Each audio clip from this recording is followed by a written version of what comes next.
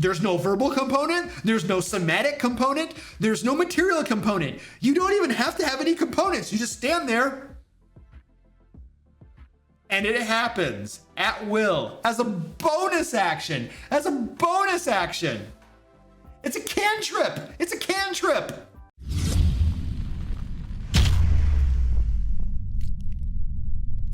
I recently started playing in a public paid D&D 5e campaign at my local friendly game shop. Each week there are usually about 8 players plus the DM. It's a pretty rules lax game. I think a lot of 5th edition games are run that way, with a greater focus on character roleplay and social interactions than tactical combat. Okay, so people sitting around the table talking in character a lot, and then they're probably using special voices and stuff. You want to come back up here and bite me? Typically only 1 combat encounter per 4-hour session. Yeah, it's combat light, but you know, that's not too bad. There's one guy in the campaign who happens to be quite the power gamer. Why are you a power gamer in this campaign? Look. If you're in a campaign where you mostly sit around the table talking in character, being a power gamer is mostly useless. There's no reason, if you're a power gamer in that campaign, you should leave that group and go to a group where there's combat. Because like, otherwise, what's the point of being a power gamer? Like, you're not going to, like, if you're just sitting around talking, which I'm not knocking that style of play. People like doing that. Play the game you want to play. That's fine. But like, if they're just gonna sit around and talk, then, and mechanics are minimalized and rules are minimalized, then being a power gamer, you're gonna be disappointed. You're gonna be supremely disappointed as a power gamer. That's not the game for you. You need to find a game that plays to your, that presents the stuff that you want to play in. Otherwise, anyway, I don't even know where he's going with this, but this is not the campaign for a power gamer. He's quite the power gamer, henceforth referred to as cleric. Okay, so this is the cleric. So the cleric is the power gamer the cleric that we talk about in the title. We rolled for stats, but the DM didn't supervise or even look over everyone's sheets, as far as I can tell. Okay, so the game master doesn't give a flying crap. This guy started the campaign with 6, 12, 18, 11, 18, 18 for his stats. Variant Human, of course, Variant Human, get the free feed at level 1. Twilight Domain Cleric. Twilight Domain Cleric. Isn't that the one that's like pretty universally considered to be broken and screwed up? Can people confirm in chat? I'm pretty sure Twilight Domain Cleric is the one that many game masters ban because it's crazy OP. And then the stat rolls. So look at the stat rolls, you guys. 16, 12, 18, 11, 18, 18. This is like, so like if you're a power gamer and you want to prove that you didn't cheat on rolling your ability scores, that's exactly what you do. You throw in the 12 and the 11 on things that you really don't need, because that way, well, I got a 12 and 11. I can't be accused of cheating, even though a 12 and 11 are above average for a human. And then you have 3 18s and a 16. Wow. Yes, there you go. Clear power gamer, clearly cheated on the stat rolls. Like, I've gotten lucky on stat rolls and when I played in games where you roll your stats, but like, dude, nobody gets that lucky. That's remember back in the day when we played Dungeons and Dragons on our and remember the old school Dungeons and Dragons, like the AD&D games where you could roll stats and you would just click the button over and over and over again until you eventually got a set of stats that looked really, really good. Remember those games, like, you know, Curse of the Azure Bonds and what did they call them? There was something about silver or something, I don't know, but those old school D&D games where you just click the button over and over again to get good stats. Remember those games? Those are cool. He also tried to start out at level 1 with full plate armor. Why wouldn't you, if you can get away with it? And both a halberd and a shield equipped.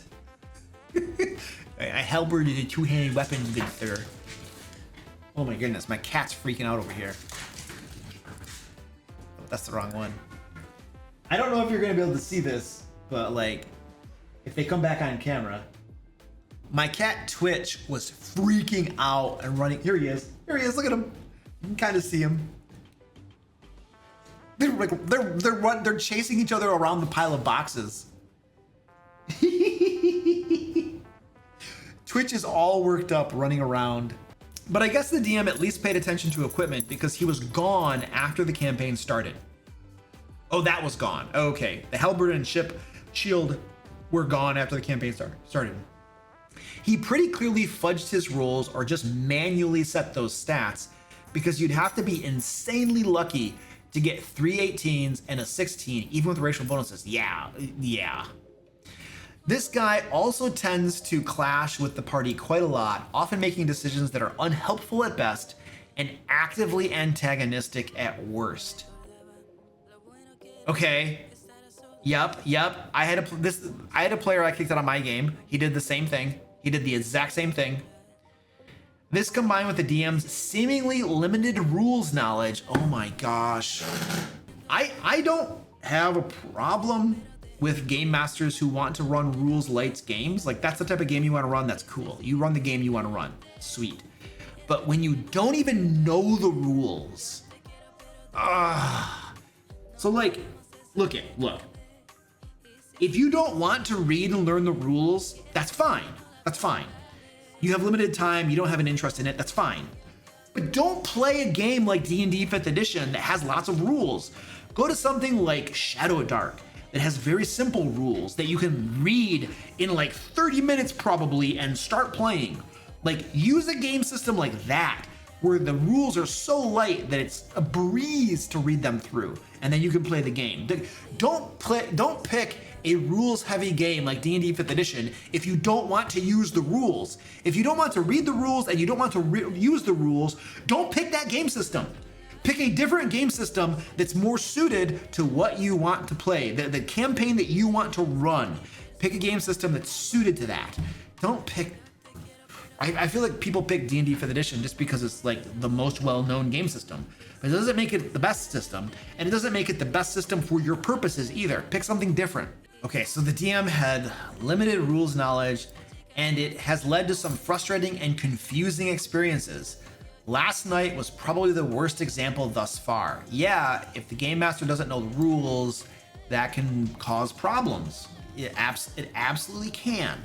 We are currently level 3, and we had just finished a side quest, and we're trying to rest for the night. Nobody stood watch. That sounds like a player problem. So we ended up getting ambushed by 3 displacer beasts. Yeah, you should have stood watch. Cleric's first move. He uses some sort of ability that causes every creature in a 50-foot radius around him to make a DC 14 Dex save or be blinded for 3 turns. Almost everyone failed the save. Is that a thing? Is there a spell that causes every creature in 50-foot radius to make a Dex save or be blinded for 3 turns? I don't think that's a thing. I have never heard of that spell. This must be, you know what? This must be the homebrew spell. This is the homebrew spell that the OP is talking about in the title. I bet he's gonna tell us that in a second. I was quite surprised at this, as I had never heard of such an ability before. I just chalked it up to being some weird channel divinity ability I've never seen before, since I don't know much about cleric subclasses. Yeah, nobody's ever heard of that before. Combine this with the DM not understanding how dark vision works. He claimed that we actually had low light vision and couldn't see without a light source, but it was simply nighttime outdoors. There was no magical darkness or anything that would prevent dark vision from working. He also suddenly introduced a new homebrew rule that if we gang up on a monster, we roll with advantage, essentially giving everyone pack tactics, I guess. So this is a pet peeve of mine.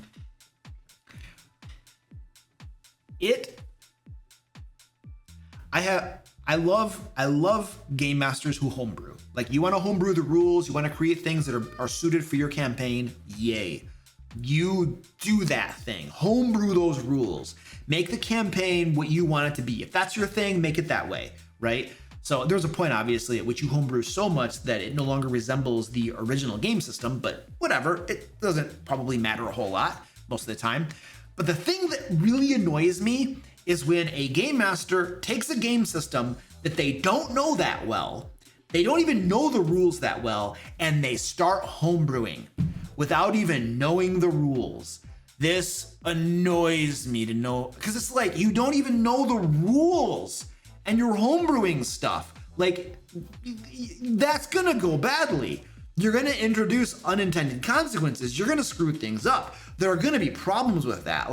There will be. It's like, if you want a homebrew, that's great, but learn the rules first. Ideally, play the game system as is, vanilla, out of the box for like a couple years maybe, before you start screwing around with it, because you gotta know the mechanics, you gotta know how things work before you can reliably make changes that are going to have the intended effects. Otherwise, you're going to make changes and they're going to be unintended effects because you don't know the game system that well. So learn the system first before you start playing around and toying around with the inner workings of it. That's my theory on that, but not everybody follows that, obviously. Whatever. And we get stories like this one. Okay, so he's homebrewing some stuff and you all get pack tactics. That's the other problem. That's the other problem with homebrewing stuff when you don't know the game system, because you can invalidate other features. You can invalidate things that other players can do when you just pull something out of your butt and you don't know how things work. This resulted in a chaotic hour-long combat where people were constantly arguing over whether attacks were at advantage, disadvantage, or normal, with almost everyone being blinded, aside from Cleric and one other player. So during this combat, Cleric also attempted to claim that since a nearby Displacer Beast was blinded and he was quietly standing still, the Displacer Beast shouldn't be able to find him, despite him running around in half-plate armor and moving right past it without a stealth roll just one turn before. This is something that happened in one of my games too. No, this happens in almost every game where there is a Warlock who takes that feature where they can see through magical darkness. This happens in every game. So you have a Warlock, they can see through magical darkness, and then lo and behold, they drop the darkness spell down on a combat. And it's great for them because now they have advantage on all their attacks with Eldritch Blast. But it's horrible for a lot of the party members because they can't see anymore. And especially if you're a spellcaster, you need to be able to see. And some of the features and abilities you have to be able to see. And so I have seen this happen in many times where this Warlock is using this feature and it's beneficial for them, but it ends up screwing over the rest of their party. I've seen that before. And I run games at conventions, and I was at GaryCon this year. So like a couple months ago, I was at GaryCon and I was running a game. And I have pre-gen characters that I give out to my players.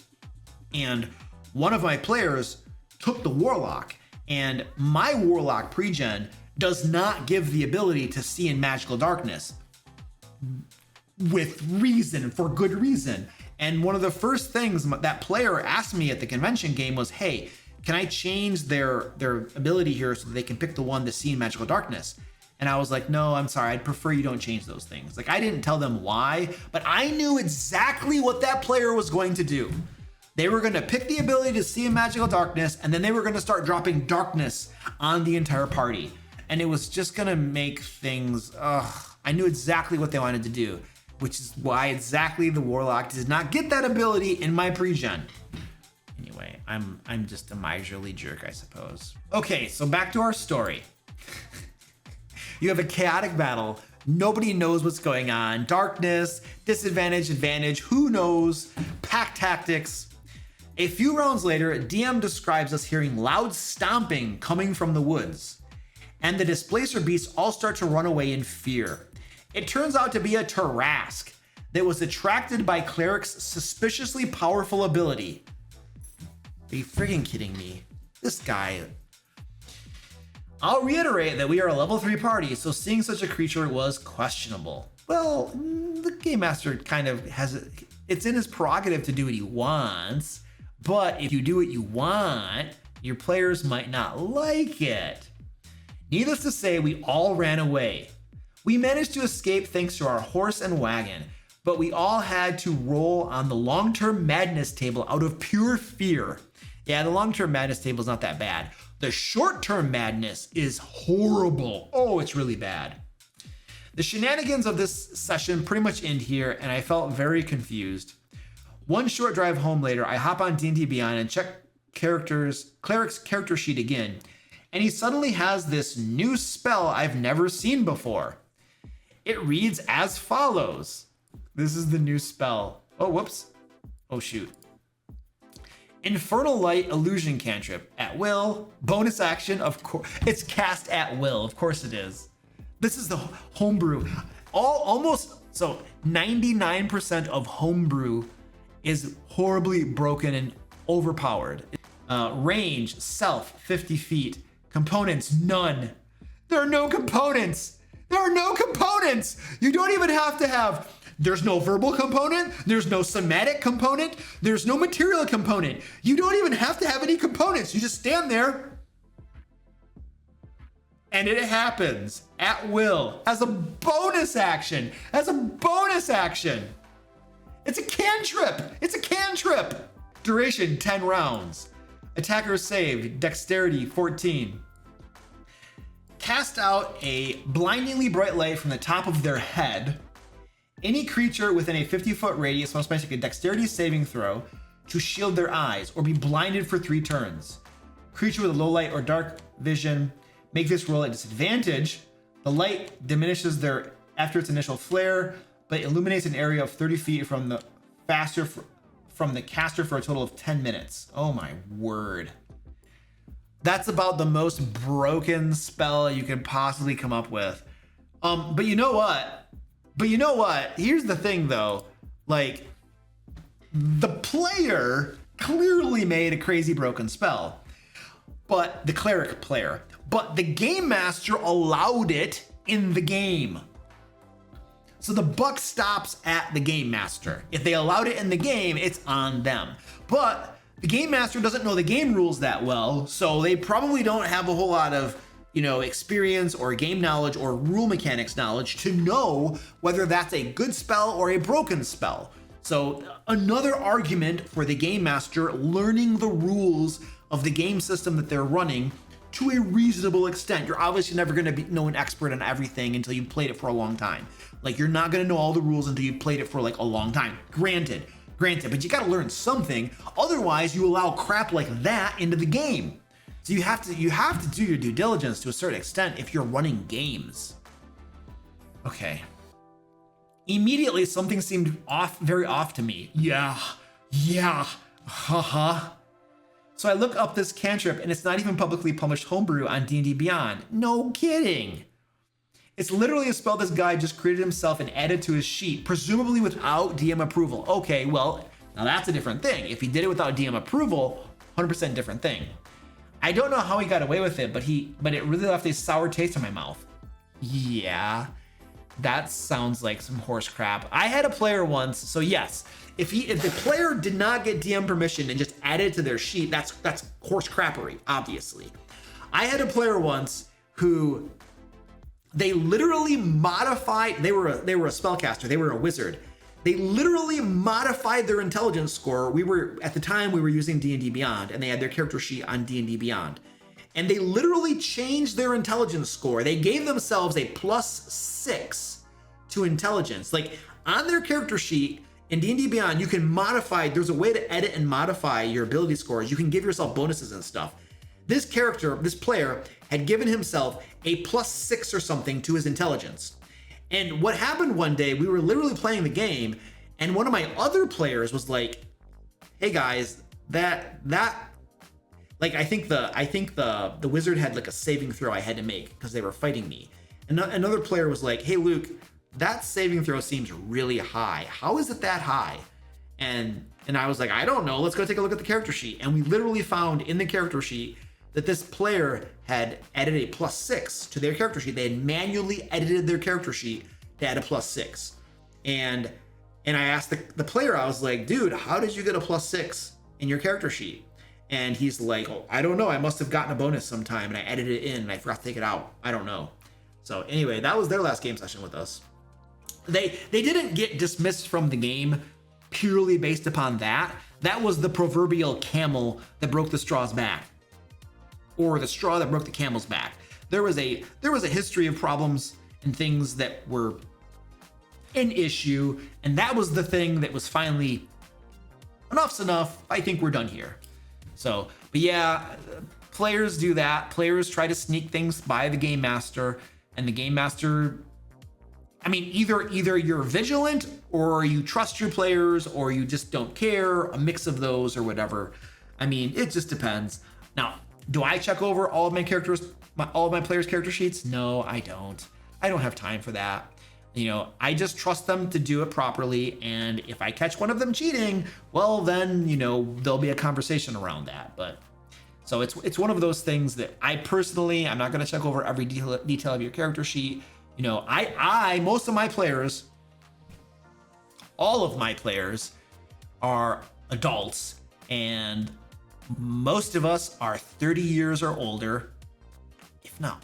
I have a couple that are a little bit younger. They might be in their 20s, but most of us are like mature adults, and we enjoy playing the game. And I don't know, some of them might cheat here and there, maybe, but it's nothing to bat an eye at. If they are doing it, I just trust them to get it done and not cheat.